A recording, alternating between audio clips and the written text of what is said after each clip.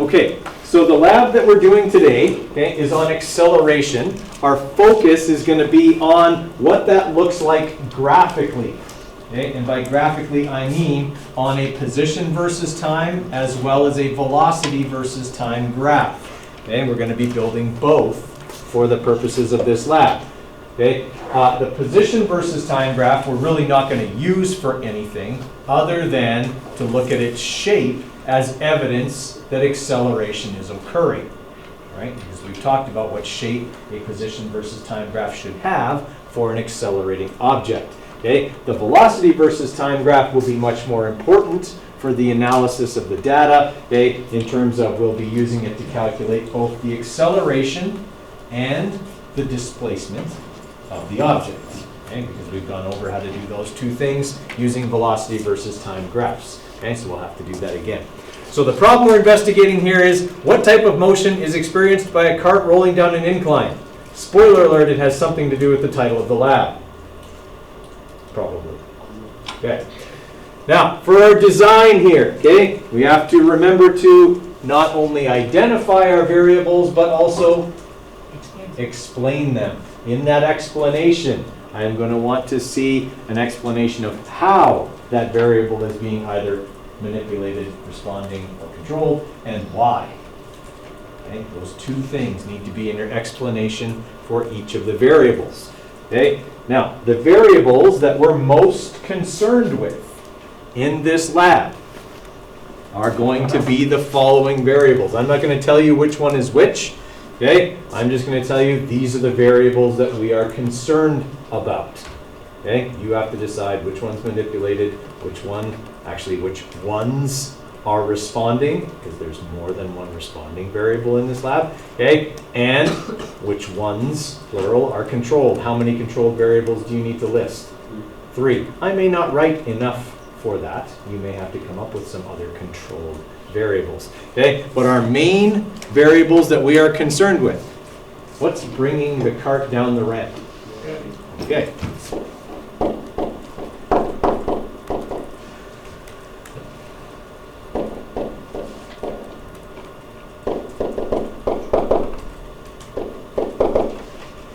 Doesn't even look like I'm writing a real word.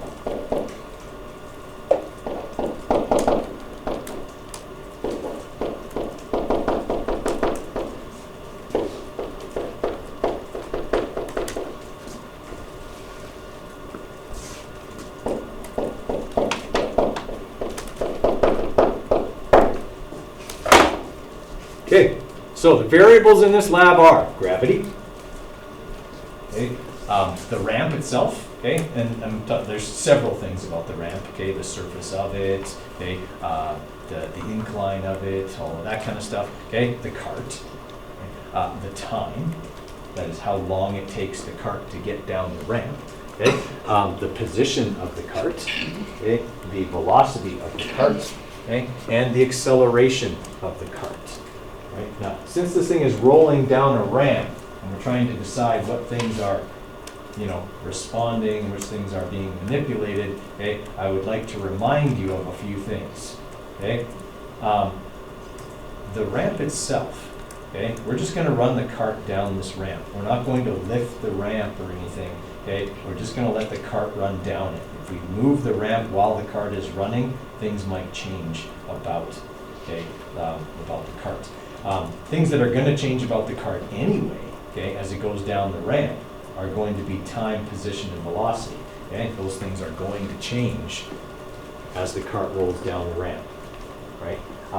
Think about your graphs, and that might help you decide which thing is manipulated, because the manipulated variable always goes on a certain axis on your graphs. Okay, as a bit of a tip for you. All right, so those are our variables. You've got to decide, explain which ones are which. And there are 2 responding variables. 2.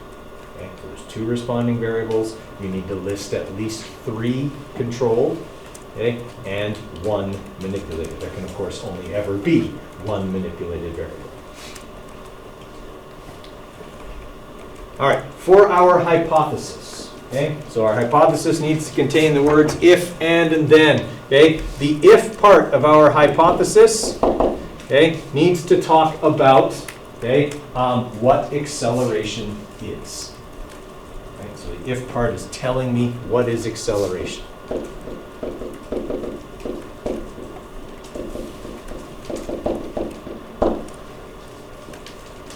Okay, that should be pretty easy. The and part, as always, describes the experiment. Cart's rolling down a ramp, okay, time, position, velocity are being recorded. Okay, in the then part, okay, I want to know how acceleration will be calculated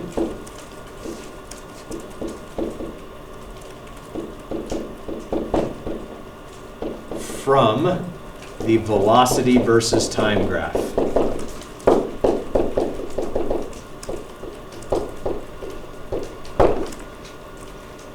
Okay, so it's a very similar format to the hypothesis you wrote for the position versus time graph. Okay, this one is more focused on velocity versus time graphs. How am I going to get the acceleration from the velocity versus time graph? Okay. And in that then part, you may also want to predict what that might look like. Okay, like what shape might you see? All right. Now, for the procedure is quite simple. You only need one run for this lab. Okay, so you shouldn't spend a whole heck of a lot of time acquiring data today. Okay, you need to run this cart down the ramp one time and collect good data. Right, so you're going to take your carts, same as you did for the last lab. Okay, you will turn them on and then open up the SparkView app. Okay, make sure you are paired up with the color and number of the cart that you have. Okay, once it is paired up, the only data you need to have reported to you, even though as we've seen it actually reports all of it, the only data that's important to us, time, position, and velocity. Okay, those are the columns that we'll need to keep, okay, in the Google Sheet, and I'll show you that later. Okay, the rest of them we can get rid of. Right, but those are the three that will be important. Okay, you'll place the cart on the ramp. Remember that the bumper needs to face down the ramp. Okay, this thing here needs to face down the ramp, so it records that it's moving forwards. Otherwise, you run it this way and say it's accelerating backwards. Okay, so running it down the ramp in that direction. Now we noticed last time that there was a bit of a delay in when you actually hit the button and when it started collecting data. So if you're the timer, hit that start button, give it a minute, well not a minute, a second, it's just so you can start seeing the data going, then tell the person to release the cart. You can always delete some of the data for where the cart's not moving. Okay, just delete that after the fact, but that way you won't miss any data, because this doesn't take very long to get to the bottom of the ramp. Okay, we want to get as many data points as possible. You can actually change that in the settings when you are setting up this lab. You can actually tell it to record more often. I think right now it's set to record at either 10 hertz or 20 hertz. Okay, that's taking 10 measurements per second or 20 measurements per second. You can set it to like 200. I wouldn't, because that's a lot of data, but hey, you can crank it up to more than 20 if you want to. Okay, but it should only take about a second to a second and a half for this thing to get from the top of the ramp to the bottom of the ramp. And it'd be nice to get 10 or 11 data points to work with. Okay, so just do that. Make sure you've got somebody who will catch the cart as it goes off the bottom of the ramp. Okay, or even maybe before it goes off the bottom of the ramp. Stop it there. Okay, that one data set is all you need to send to everybody in the group. Okay, is everybody clear on that? Okay, so like I said, the data acquisition for this lab should really take no time at all. Okay, once you have that, then you're going to build, okay, a position versus time graph and a velocity versus time graph. Okay, build them both. And then in the analysis, okay, using your graphs, plural, identify the type of motion that occurred in this lab. So talk about, what those graphs look like and why that says that acceleration is occurring or not occurring. Okay, show calculations to prove it. Okay, and explain your reasoning. What I mean by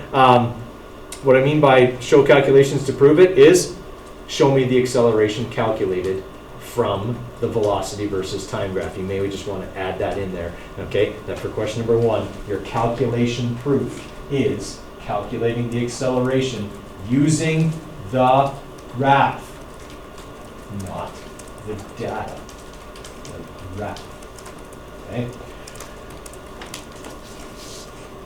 Question number 2 is asking about displacement. You can calculate the displacement of the object from both graphs, and I want you to. Okay, so calculate the displacement from the position versus time graph and calculate it from the velocity versus time graph.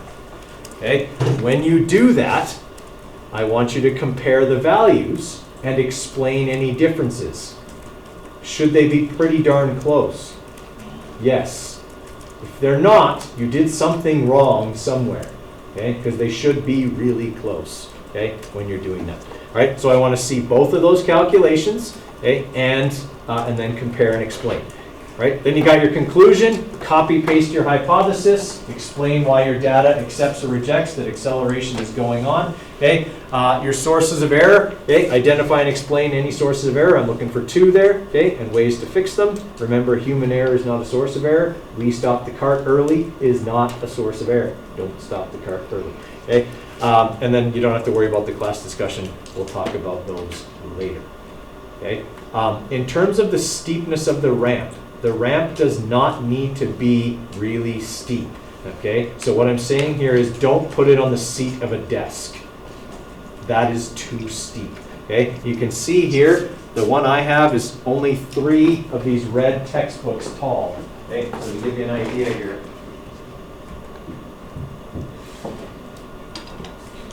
Okay, we're looking at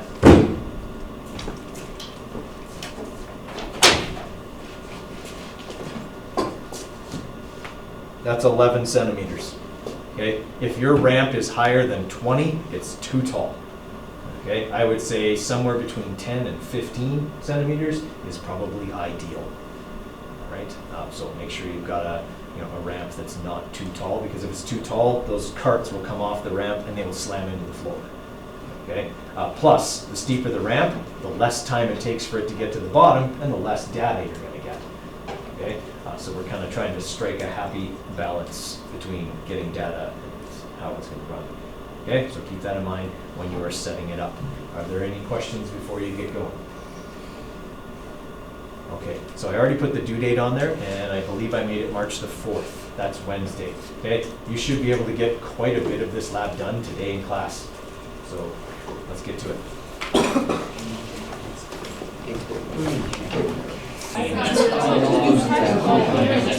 Okay, for some people, you may end up having to delete a little bit of the data at the beginning because of the delay. When you're doing that, you don't want to delete your time. What you want to do is highlight your position and velocity data that you want to delete, and then right-click. Right-click is like 2 fingers on the mouse pad, okay? And you want to say delete cells, but don't click delete cells. There's a little arrow. Just hover over that, and one of the options there is shift up. You want to select that, because then what it'll do is delete the data you don't want and shift everything up so that it starts at time 0. So don't highlight the time, okay? You want to just highlight. Okay, so highlight here, highlight this stuff, okay? And then when you right click, you'll go delete cells and shift up, and it'll shift everything up to the beginning like that. Okay, so you can do that. I don't want to do that because that was actually good data. But yeah, so you're going to have that. Does that sort of make sense to everybody? Okay. Now I'm going to run through the graphing again here, guys, just to make sure everyone understands what's going on. All right, so for building our graphs, the first graph you want to build is position and time. So just highlight that stuff, go insert, chart, same as we always do. Okay, and you want not a line chart, but the scatter plot. Okay, click it like that, and it's got that perfectly curved shape that it's supposed to have for an accelerating up. Oops, that might have been part of the analysis. Anyway, you've got that there. Okay, make sure you've got your labels on there, and that's really about all you need for that one. If you really desperately want to, you could put a line of best fit on there, but it would need to be a curved one, but you don't really need it for what we're doing. Okay, so that would be your position versus time graph. Okay, the other thing that you want to build is a velocity versus time graph. Okay, so I want those two columns. Okay, and you can see my data kind of goes up and down. That's fine. On this one, I do want a line of best fit. Okay, so I want to go in there and I go to customize.